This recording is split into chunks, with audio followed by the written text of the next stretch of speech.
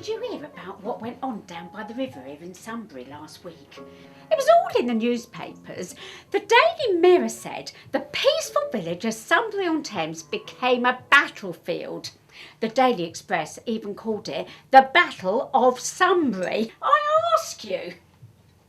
It all started when someone said that they had discovered that the bit of land between Clark's Ferry and the Magpie Hotel was really a public right of way, and Clark's had been charging a shilling each for spectators to use it during the regatta.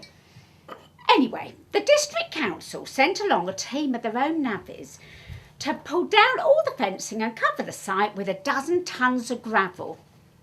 Funny thing is, the council had previously paid Clark's men 1 shilling and 4p to dig up the gravel in the first place. Not that Mr. Clark was much amused. He said he definitely had a legal right to use that land himself.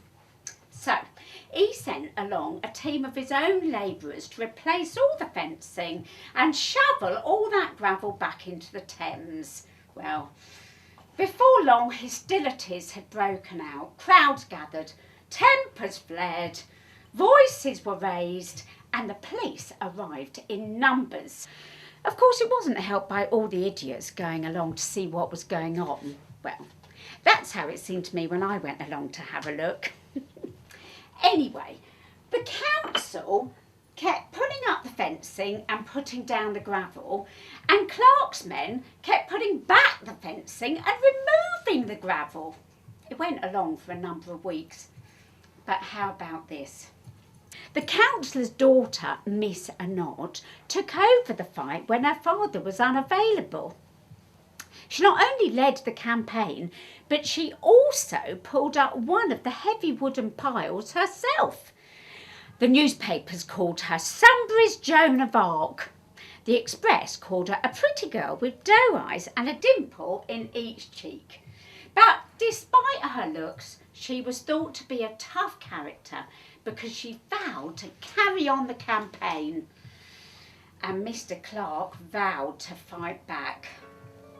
But it all got resolved eventually and no blood was shed. But 2 things worry me. Firstly, now that we're in the 1900s, I rather hope that the good people of Sunbury have found better ways to air their differences. And secondly, I'm not very happy about Miss Anot being called Sunbury's Joan of Arc. After all the dusting and cleaning I've been doing this week, I'd rather hope to earn that title myself. Do you fancy a cup of tea?